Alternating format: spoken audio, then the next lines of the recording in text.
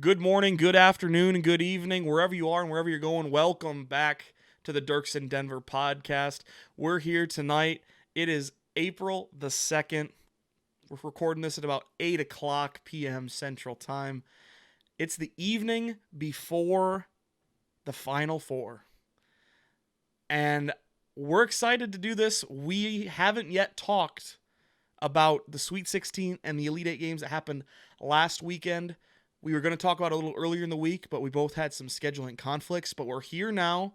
This will go out tomorrow morning before the madness resumes for the final weekend. But before we talk about any of that, Denver, I got to know, how are you today, buddy? I am in a fantastic mood. I am probably the happiest I've been in a few weeks, which is really good. I'm just here, and you say madness before like the madness begins. The only way this Final Four has any madness to it is if somehow UCLA beats Gonzaga this week, like tomorrow. That's it. He's still a rookie, folks. We're getting there. He's still a rookie. He doesn't understand the complexity of it all. Really, like what's crazy? Houston could easily beat Baylor. That would be. It has not been seen in modern college basketball, which is I think 1985 or 86 on. We've never seen an undefeated season. Yeah, I don't think it's gonna happen. If our viewers and or you recall, I didn't even pick Gonzaga to win in either of the tournaments. It was Baylor for me. Baylor or nothing. Baylor or bust. Yeah, it could happen. Like, fuck you, Timmy. If you're watching this, Timmy, I hope you get like one rebound. Okay, I thought you were going to say some really insensitive shit just then. You got me real scared that you were going to like wish him to like get some terrible disease. I'm like, yo, we got to hold off on that. I just want the man to do bad in the game. I just want him to do bad. If that's what we've reached as the level is, you have to hope that they do bad. I think that tells you a lot about Gonzaga. You know what? We'll just let him sit there and shake his head for a while. We're gonna get into the games. Oh! You wanna say something first? Go fly a kite. Okay. It was a very windy last couple of days. I actually could go fly a kite. Good. Boom. I hope you have fun. You weren't expecting that. It's just this kid. It's good to see you, pal. Let's get into it. The South region's where we're going to start. This is where we started last time, and I know that obviously the top left corner of the bracket is typically the starting point, since that's the number one overall seed. Again, we're starting with the South because the right side of the bracket's games occurred first. It's just easier for us to work through them that way. We will break this up into individual segments if that suits all of you. Before we get into it, I almost forgot. Oh, hi. Hi, Nova. Denver's dog in the background. There we go. A guest appearance. The first guest appearance on the show. Crazy. Social media. We're all over. If you're joining us audio only, we do post all of these in video format to YouTube. You can search for the Dierks and Denver Podcast on YouTube and find us there. Like the videos. Subscribe to the channel. Definitely support us that way. We appreciate you. We are on Twitter.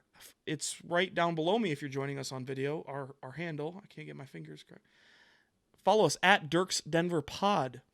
And then if you're joining us on YouTube but would like to join us for the audio-only version of this podcast, we are on most of the major podcasting networks. You can just search Dierks and Denver Podcast and find us that way. Did I forget anything? Wow. YouTube? Nope. Got it? Yep. Spotify? Yep. Well, what? We're on Spotify. We're on Google Podcasts. We're on Overcast. We're everywhere, pretty much, except Apple Podcasts. But that's a little bit of a. I just had the most messed up comment in my head. I'm glad you had the restraint. I don't even want to know what it was. Remind me after the podcast. uh, he's feeling spicy, folks. I Oh, haven't seen dude. Denver with this much energy in a minute. Oh, dude. I feel great all the time now.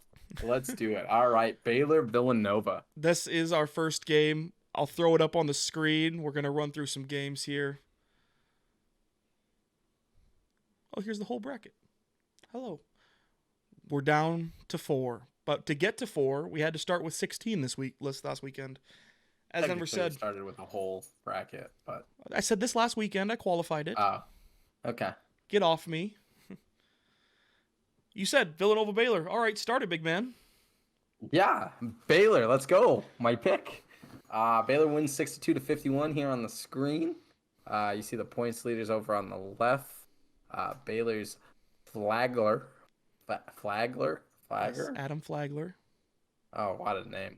Had 16 points. So did Samuels from Villanova. That's pretty great.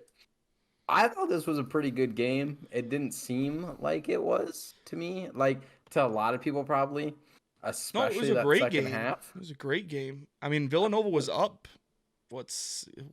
7 at half. This was a great game to watch. Baylor made the charge in the second half and proved why they're the better team. This is a fantastic game to watch. It's sad to see those 3-point shooting percentage numbers, though.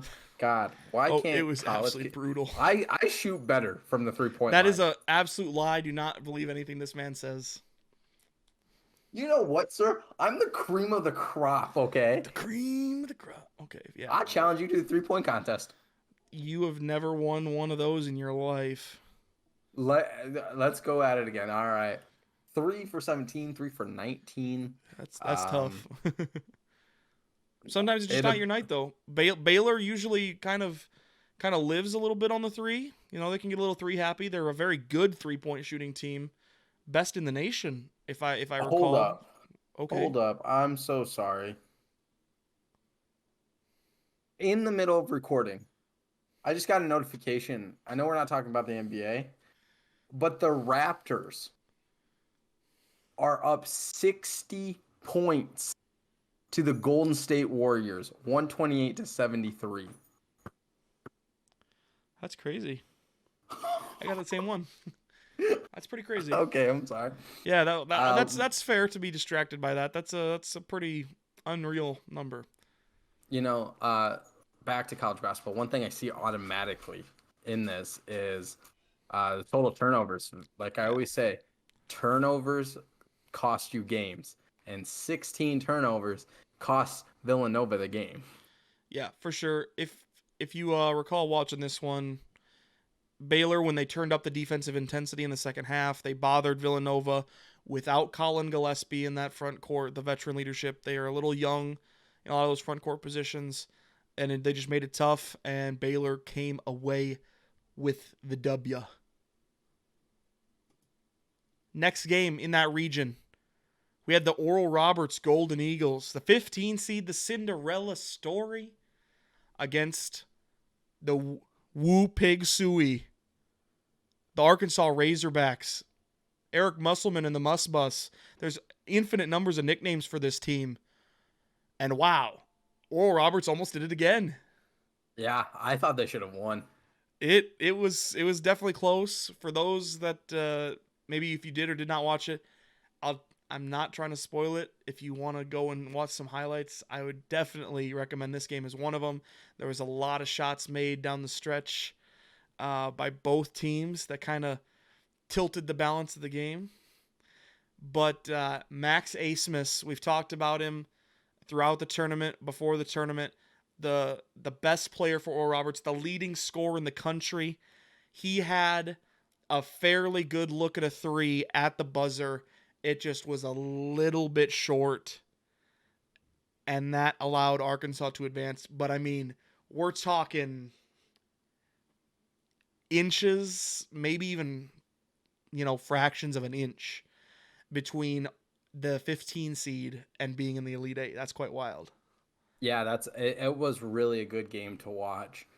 I enjoyed it. Even the girls at my house enjoyed it. And they hate basketball. So it was a fun game. I'm going to miss them. Hey, we'll get to it. But I want to go back now while I'm thinking here.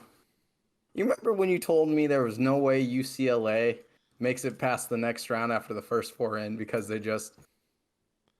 You remember that in the first video? Because I do. That Now I feel really was not dumb. UCLA. Oh, it wasn't? Who was it? I'm fairly certain it was either Oregon State or Georgetown, right? The two teams that won their conference tournament, but were not great in the regular season. And so I was like, I struggle to trust these teams. I don't know. I thought it was UCLA. I thought it was UCLA. I mean, I'll be honest. I remember. I know I picked against UCLA. I think they should have lost to Michigan State, but okay. I'm sorry. We'll get to that. You're getting ahead. That's on the other side of the bracket. Derailing the pot already. We're only like 12 minutes in. What the heck? All right. And so we take the winner of the last game, the winner of this game. It's Baylor, Arkansas, for the right to go to the Final Four. And Baylor got out real hot in this game. You can see it down here if we go to the score. They were up a ton early. They were up 28-11? 29? Yeah. It looked like they were going to run Arkansas out of the gym. But Arkansas slowly clawed their way back and made this really tight at points. Got to within 5 there. Got to within 4 here. And at the very end, they just did not quite have enough. They waited a little too long to try to go on that comeback. And they fall 81-72 to Baylor. And Baylor's first Final Four since 1950. Good for Baylor. Is it this one? The Baylor Bears. Oh, and we're going to load. Nice little graphic. Did you get that? What? My dog? I didn't hear anything, no. Oh, that's amazing. The modern technology, folks, it's just baffling to Denver. She just barked a lot of shit. How didn't you hear? Your mic didn't pick it up. I'm just awesome. Anyway, go Baylor. They're winning it all. Yes, so both Denver, I'll give us both credit. Both Denver and I had Baylor making the Final Four. And so now we're here. Baylor made the Final Four. We're 1 for 1. That's going to change very quickly. Yeah. We go back to it. The Sweet 16 game on the other side. Oregon State, the 12 seed, and 8 seed Loyola. Now, I recall talking about how we thought Loyola, got underseeded, and they're the dark horse to just kind of take the whole thing, or at least make the Final Four and maybe the champ game. Oregon State wasn't having any of that. Yeah, they were not having any of that noise. This was yeah, go ahead. Oh no, it was a shock to me. I can tell you right now. Tough game to watch at points. It was a rock fight for a lot of this game. There was not a whole lot of shots made on either side. You can see, I mean, even 41% field goal percentage feels a little bit high for some of what we watched. And basically you can see it here. There was just a couple of points in the game, long droughts by Loyola that allowed Oregon State to either grow a lead or keep their lead. And the 12 seed, the team picked last in the Pac-12, the team that I picked against, as people are not going to let me forget, namely Denver, in the first round, and then again in the second round, and then again here, they said, Dierksy, we hate you. We're going to keep playing. That's exactly what they did. Side note, because it's right there. Porter Moser going to Oklahoma. That is, I think, mostly confirmed at this point. Earlier today, the Loyola Chicago coach, Porter Moser, he's been there for quite a while. Oh, yeah, right here. It's on the sidebar. I didn't even see this. Apparently, again, this is just sources, he is going to be the next head coach at the University of Oklahoma. So good for him. I actually didn't expect him to leave Loyola. Yeah, you talked big about him, so that's why I was like, wow.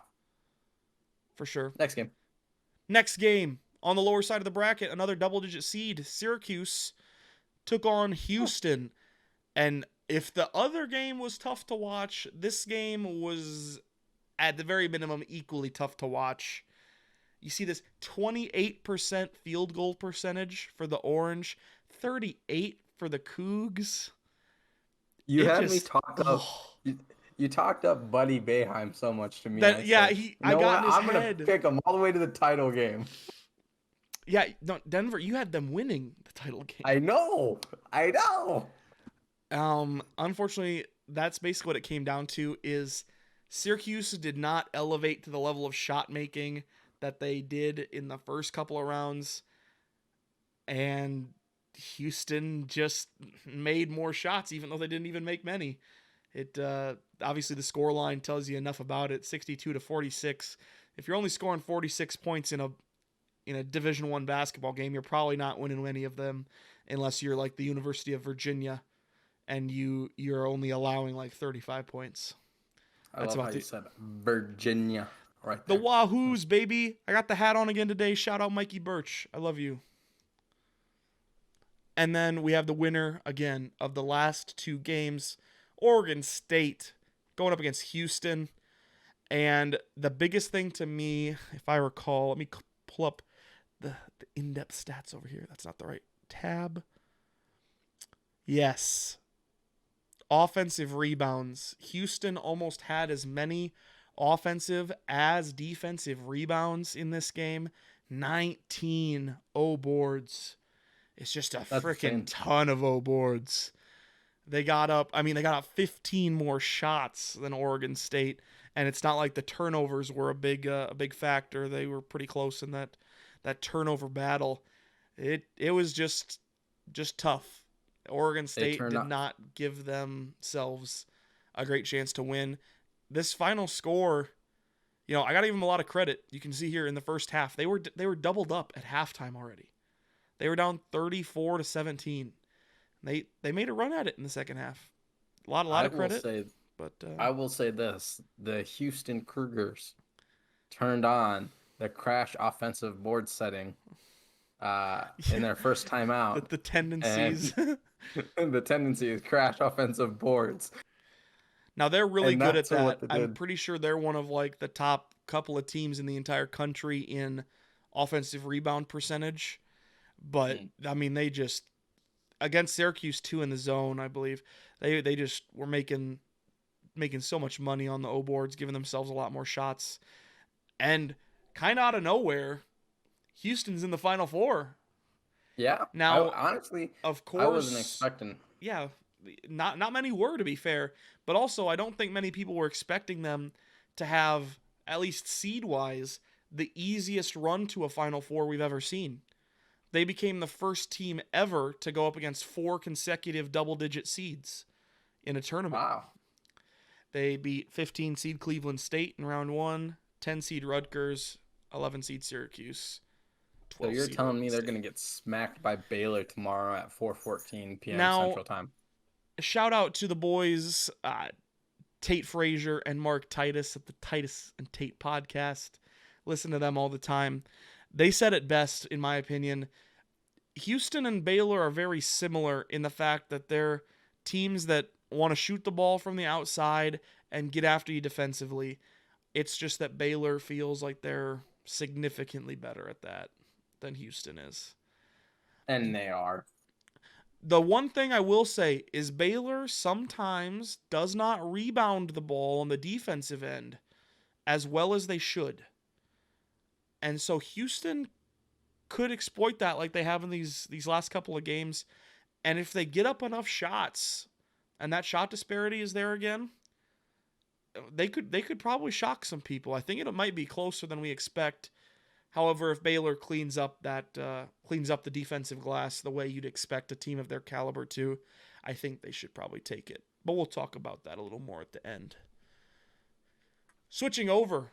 So now we have 2 of our 4 Final Four teams in. Baylor in the South, Houston in the Midwest region. Flipping over to the other side of the bracket, top overall seed Gonzaga took on Creighton in the Sweet 16. And I'm not sure that this score is even remotely indicative of how controlling Gonzaga was here. And they still won by 18 points. You know? I barely watched this game. I had this game on my desktop while I was building the chair I'm sitting in. And I literally looked up and they were up 20. And I said, yeah, I'm going to just exit the browser. Like, it was bad. And even like when Creighton, oh my gosh, go to the box score. I can't think of his name. If you could for me, please. Bishop. Bishop announced today he was transferring. Yes, Christian Bishop. Denver is in on the NCAA news. We've infected him. I love it. Let's be fair, though. It's like something like 1 out of every 6 players right now has their name in the transfer portal. There's just a shitload of them. It's insane. Is Nova okay? Is Nova okay? No, she's all jacked up. Can you hear her now, finally? I mean, she's like shaking her collar or a toy or something, but it's all right. Okay, I'm sorry. She's like, I'm going to play right now. And then, oh, I'm sorry, guys, for watching it on the YouTubes or on the podcast. My dog is in here. She's only 6 months old. She's a cutie. She's a cutie. We'll excuse her. Friends of the program will understand. That's another, I apologize. I stole that straight from Titus and Tate as well. But I like it. Friends of the program. Friends of the program. Anyway, I mean, Gonzaga, they got sloppy as heck toward the end. I mean, they turned the ball over a lot in the second half, if I recall. I mean, they ended up with 16. I guess I don't know how many of those were in the second half, but it felt like several of them. And just, I mean, overall, Gonzaga didn't even play that clean of a game. They shot really well from the field, almost 60%, but they still won by 18. That's so high. They didn't even look like they were sweating. Creighton tried to run with them early in the game, and they did an okay job, but you can see it right here, this point right here in the game. Gonzaga's up by 3 at the halfway point of the first half. And then Creighton was like, how are you still running like this? We haven't met a team that can run like this against us all season. And Gonzaga was like, bet. And then just blew the game wide open. It was one of the most comfortable. I mean, 18 points is still very comfortable, but I mean, this could have very easily even been, like 30. It was just a bloodbath. On the other side, Oregon USC, I did not expect this to be as lopsided as it was. Because, this is another game where the score doesn't really give the winning team a lot of credit, and the winning team still was ahead by a lot on the scoreboard at the end. Like, Oregon played well in the second half, but it just wasn't enough, especially in that first half. USC came out to play. They did well. As you see, they shot almost 60% from the three-point line. Like, that's insane. Oh, they almost had the same field goal and three-point percentage. Like, yeah, USC played a very, very good game. Very, it gave me shades of the game that they had a couple nights prior against Kansas in the round of 32, where they just ran Kansas off the court. They didn't quite do that to Oregon. Very, very, very much credit goes to, or a lot of credit. That was terrible grammar. Sorry. Aren't you supposed to be the writer in this podcast? I am the writer in this podcast, but it's late. I'm ready to go. It's 8:30. I'm an old man. You can shut up. It is 8:31 p.m. Central Time, and I'm tired. Oh my God. Next game. You're weak. I'm on one tonight. I'm sorry. I love you. I'm so sorry. Talk about bloodbath. Murder. For how good, I mean, USC did not look like your typical 6 seed coming into this game. I mean, they had kicked the crap out of the 3 previous teams they played in Drake, Kansas, and Oregon, the game we just talked about.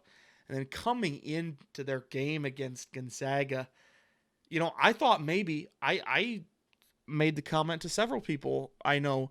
I'm like, the Mobley brothers are big enough that they could cause Timmy problems inside. And Timmy was like, bet. Timmy said, I'm Timmy. Timmy was like, I might only be like 6'8", 6'9", and those boys are 6'10", and 7'1" or whatever the Mobley brothers are. And he's like, I don't give a F about that. I'm just gonna do my Timmy thing and rub my stash and or my handlebar mustache. do the thing. And he do the thing he did. Another massive game from Timmy. Really, it was crazy, right? They were up 49-30 at halftime, and Corey Kispert, who is the AP All-American first team player on this Gonzaga team. So in terms of the way they played all season, you could probably say that Kispert was their best player throughout the regular season. And he had done almost nothing in the first half, and they were still up 20. It's dumb. It's all dumb. I think it's dumb. I just think it's dumb. That's crazy. I know Kispert got to 18 points, but he shoots 6 of 19 from the field. He has probably the worst night of his season. And they win by 19 against a team who had been cracking people. Gonzaga just embarrasses teams out there. It looked at one point before USC kind of fought back. Gonzaga might have won by 40. They might have pulled a USC to Kansas on USC. And so then I saw by the transitive property, Gonzaga would have then beat Kansas by 80. That's how math works, right? Yeah. But, I mean, at this point, we just sound like a broken record. Gonzaga just looks so dominant. Obviously, they are now 30-0, looking to become the first undefeated national champion since the Indiana team of 1975-76. Crazy. And I mean, no disrespect to the team coming up next. I'll save it. We'll go on to the next region, the final region, the East region, and then we'll talk a little bit about the Final Four.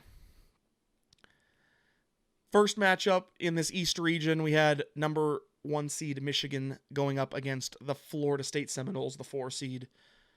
And really, surprising to me, Michigan had basically no trouble with Florida State. Obviously, Florida State's length bothers a lot of people. Michigan was like, it's all right. And so they just kind of did their thing, the steady Michigan thing, and rode that thing all the way to the finish line and won by a very comfortable 18 points. I will say this. There were games like this one where I felt like all of the number 1 seeds at this point in time looked like number 1 seeds. I was like, there's no way that this isn't all number 1s. Like, I literally, they looked dominant. This was one of the few games like I saw and paid attention to, and I was like, man, I was really confident in Michigan. Yeah, I agree with you. The number 1 seeds really played like number 1 seeds in the Sweet 16. They took care of business pretty handily against some other, pretty decent teams. Obviously, Creighton, Villanova, and Florida State, they can beat almost everybody in the country on every given night, but they looked like very average teams going up against the teams that they had to face in the Sweet 16. Not much more to say about that game, but this game on the bottom side was really the game of the Sweet 16. This was a hell of a basketball game. Yes. We had UCLA Bruins. The 11 seed UCLA not playing like they are anywhere close to an 11 seed. They go ahead and take down Alabama in overtime. The 2 seed Crimson Tide 88-78. And this game was just an incredible watch. You had, back and forth down the stretch. Alabama has a senior who doesn't play a ton, because I don't think he starts, but he's a quality bench player. One of those seniors that didn't transfer away from his program when maybe a little bit of adversity came his way and he got knocked down the depth chart a little bit. He hits a long 3 at the end of regulation to send it to overtime.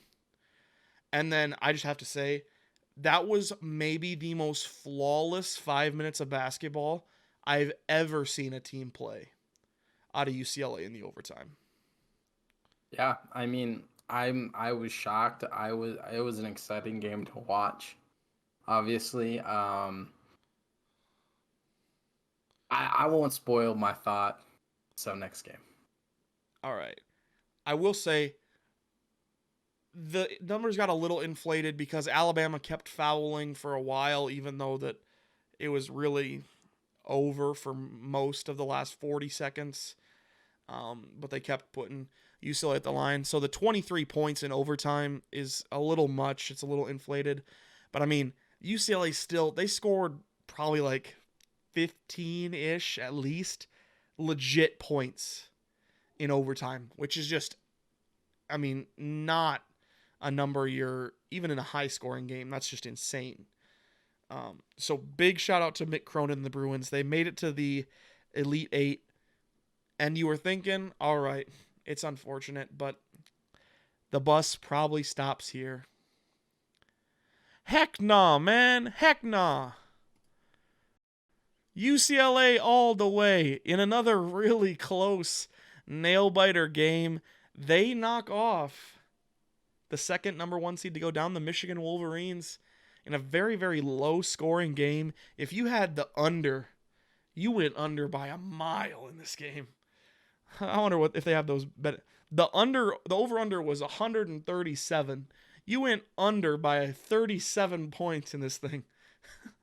You were comfy as shit. The big story for me here, and I'll let you go off on whatever tangent you wanted to go off on before this, but Johnny Juzang, we've said his name a lot throughout the tournament because he's put up some big numbers in that game against Michigan State, the play-in game.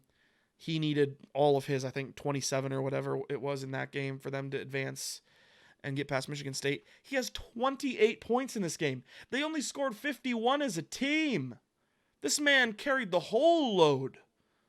Now, I get that Tiger Campbell's kind of a small guy, so, I mean, maybe he's only counts as like 3/4 of a person, but he said, hey, boys, just hop on my back. And he backpacked them. He got hurt, and he still backpacked him to the victory. You know, here's my rant, right? Here's my tangent about UCLA.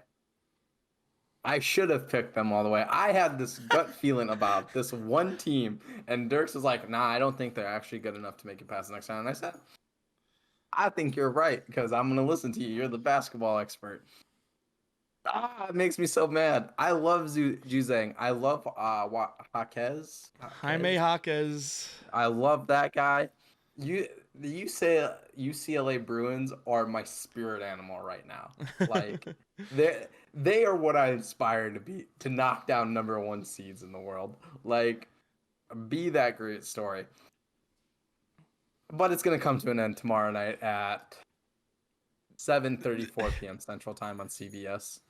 I thought they were the early game. Nope, it says right there. It says Baylor Houston's early game. Oh, well, sad.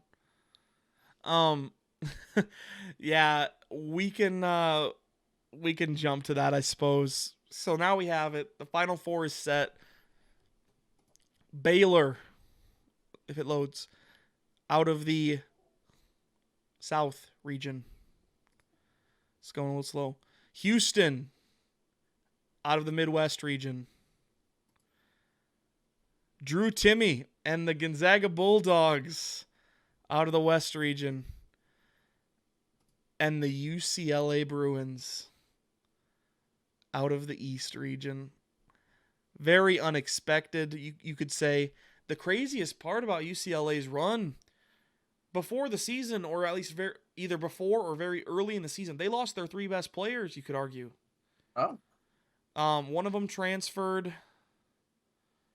I think one of them maybe, I'm not going to lie, like, I don't follow UCLA basketball as much as some of the other teams. I know Chris Smith, I think is what his name is, got hurt. He tore his ACL. So he was going to be like all Pac-12. And then one of them maybe ditched for the G League. Oh. I don't That remember. makes sense. Anyway, I could have butchered that. I apologize if I did. All I know is, I mean, UCLA is playing with a team that that 3 of the starters wouldn't even probably have been starters in a normal situation. But you got to give them credit. They're fighting like heck, and they make the game tough for the other team to win. Is the best way to put it. They make you make shots, and if you're gonna make shots on them, sure, you probably could beat them. But that's a taller task. Easier said than done, you might say. And so here we have it, folks. It's the Final Four. The first game, Baylor, Houston. Denver, preliminary thoughts. Baylor. I think we both like Baylor, but oh, you want my analysis? Sure, give me something. You want the Denver analysis? All right, let me pull out this little thing and act like a teacher. When you think about it, right? Baylor is just so much more dominant than Houston. Like I think they play better as a team. I think when you come up with the rebounding stat that you threw at me earlier, now that I remembered that, I can't say dominant because like people think dominant teams are rebounders. Can rebound too. I'm just saying I really think Baylor ultimately shoots better and will ultimately handle the pressure better than Houston will if it comes down to like a clutch situation. I think Baylor has the better players for that moment compared to Houston. I tend to agree with you. I think I already maybe spoiled what I was going to say, but I think it just comes down to the fact that Baylor, these two teams want to do something similar, and again, Baylor just tends to do it better. And so if Baylor can just play their game tomorrow, they should be fine. On the other side, you kind of alluded to what you think's going to happen here. I think when you make the point that UCLA, it makes it hard for teams to, like, if you make the shots, you have to make the shots. They make it hard. Yeah. But Gonzaga is another beast. They look like I mean, I don't think I've used this phrase on the podcast yet. Maybe I have. I know it's sparingly, but I like to use it a lot. Gonzaga is just straight up built different. Gonzaga is built different, dude. It's gonna take them playing like a C+ or worse game, and you playing an A+ game, and getting incredibly lucky for you to win. The only way UCLA wins is if they can somehow hold Gonzaga under 40% shooting. Yeah, and I think we talked about that, right? Gonzaga's low on the season is like 49% and change. It's like this team is almost a shoo-in to get to like 80, 85 points. And that's if you slow the pace down. That's if they're missing shots. I mean, there's a world in which we see this game tomorrow, and I go back, I think the record, in fact, I know the record. Villanova beat Oklahoma in the Final Four in 2018. I think it's 2018 by 44 points. Yeah, it was an absolute massacre. It was not good. And that was a 1 seed versus a 2 seed. This is a 1 versus an 11, and I get that UCLA, 1, they're not playing like an 11, and 2, they don't have the talent of a typical 11 seed. Like, this is a team that should probably, be in that 4, 5, 6 range if they were playing like this all season. But you could maybe see a 30+ pointer, even if Mick Cronin's boys come out and do some big stuff.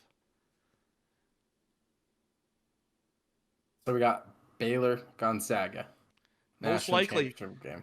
The game we've all wanted. Yep.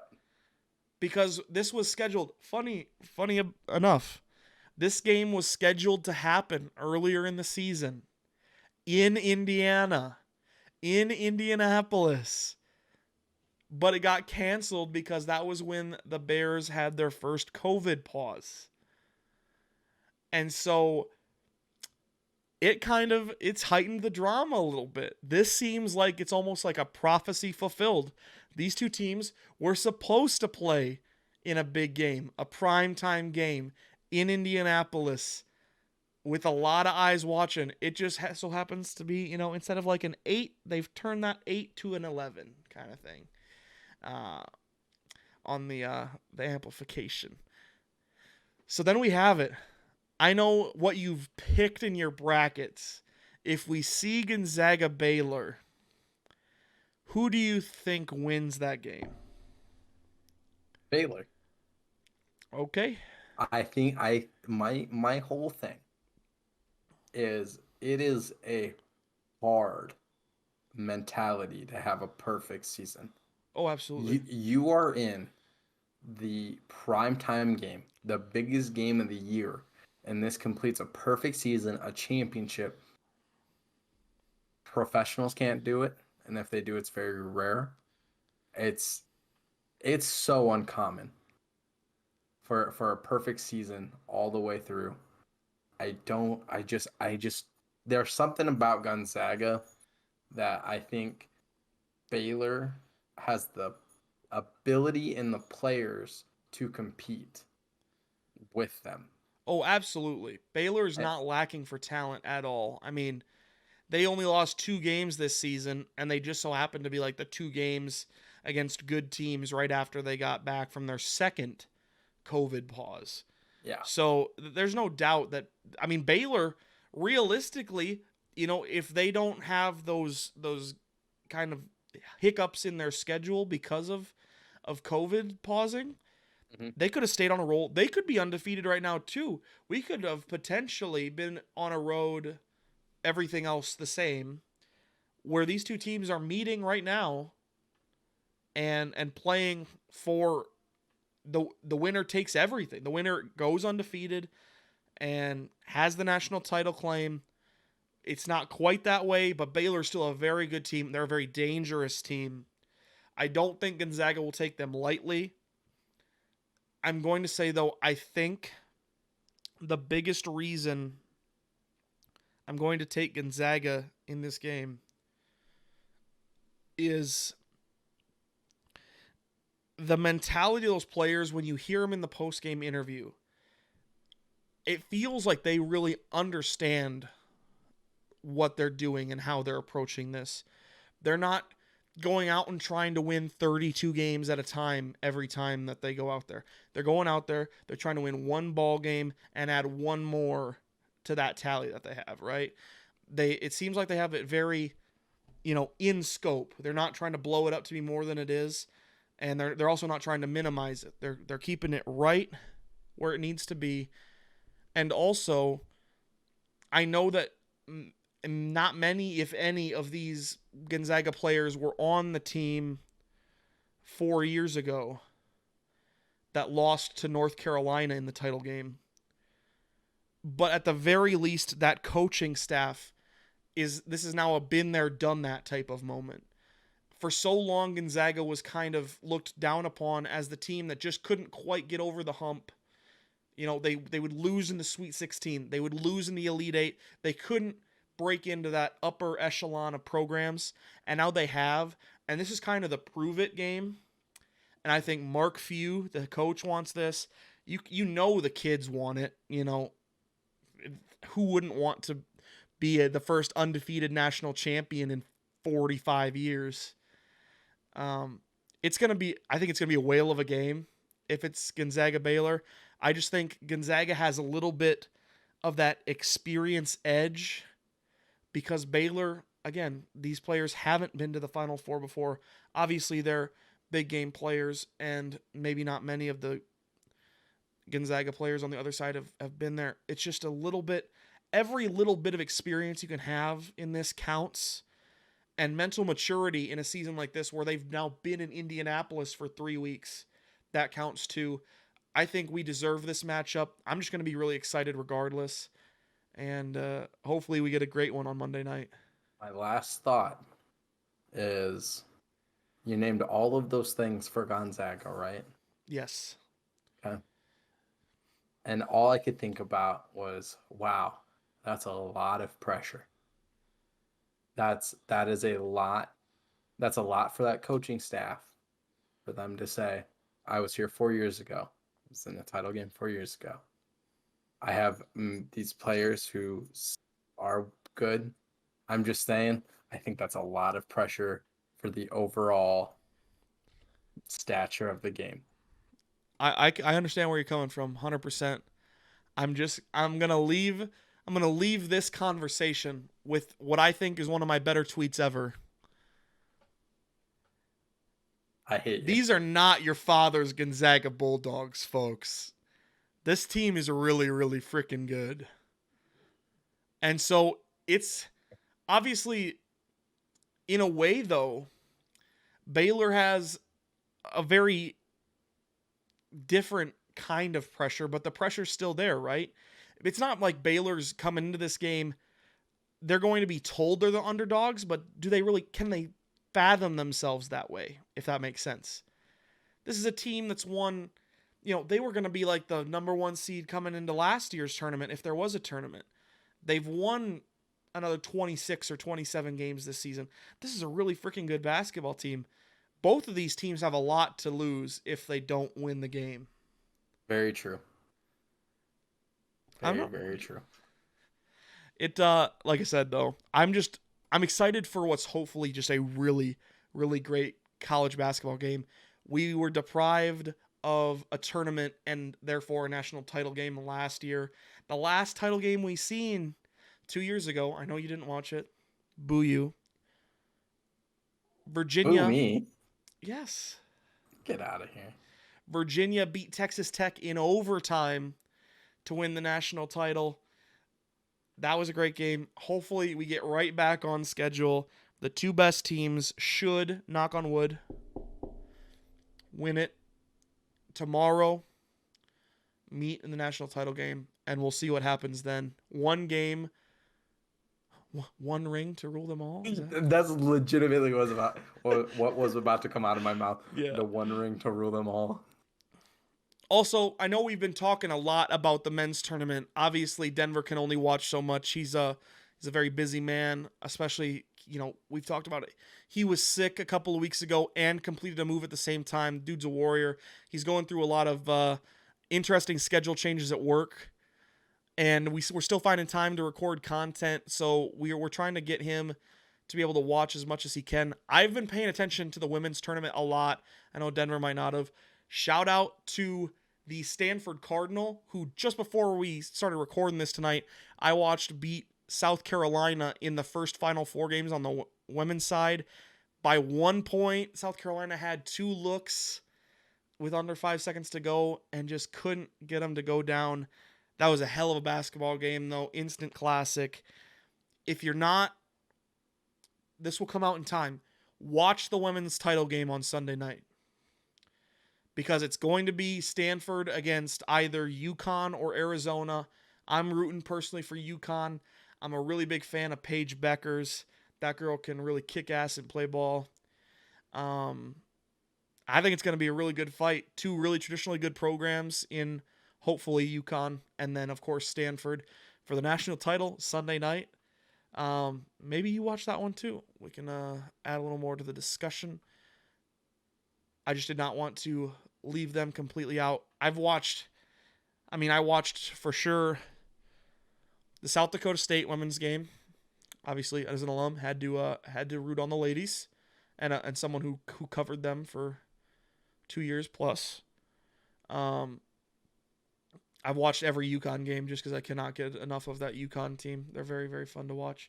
And people, we talked about it before the tournament even started, because there was all that hullabaloo, and rightfully so, about the NCAA doing some messed up stuff and not treating the student athletes correctly and equally. And it would be wrong of me not to say, hey, go watch the women's national title game on Sunday night, folks. It's going to be lit. Go UConn. He's already on the bandwagon. We love it. Alrighty, Denver. that's going to do it. We cranked that one out. We were on a bit of a time crunch. Denver was trying to yell at me and say, we don't have time. We had plenty of time. We're done before 9 o'clock, just like I told you we would be. You know, she is home right now, too. You told me 9 o'clock. I told you I'd be done by 9:15. I'm just telling you right now. I'm 18 minutes early. I could waste your time for the next 18 minutes. You're 18 minutes. Technically, yeah. I told you 9:15. You know what? Now 17 minutes. Everyone, we love you. Follow us on our socials. We'll be back here at some point later this week. Get other content out. We'll talk about the championship game. Obviously, that's going to be the big news. Of course. We're excited. We're going to keep going. Thanks. Love you. Bye. Expect us, I'm going to hopefully say Tuesday morning. Yeah. All right. He says yes. Not Tuesday morning. I'm sorry. Not Tuesday morning, folks. I lied to you just then. Wednesday morning. Wednesday morning, we'll be talking about the women's national title game a little bit. For sure, the men's national title game. I don't know if Denver is caught up on Falcon and the Winter Soldier. Nope. I have watched the first 2 episodes. The 3rd episode dropped yesterday. I have not had a chance to watch that one yet. Quick question. Is it good? It's kind of like WandaVision in the fact that a lot's happened, but I'm not sure anything super duper important's happened yet, except for one major thing that maybe you already know because it was spoiled everywhere, but I didn't see it. But now I know what people were talking about when they said something massive happens at the end of episode 1. Oh, I don't want to spoil it for you if you haven't seen it yet. Well, it'll be on my to-do list. So it's interesting. We love that. More Marvel content, more basketball content. I'm sure we'll talk about NBA drama because there's always NBA drama. And if not, we'll manufacture some shit to talk about. We're really good at that. Folks, it's been a pleasure. Thanks for joining us again. Wherever you are, wherever you're going, we love you. We'll see you next time. See ya.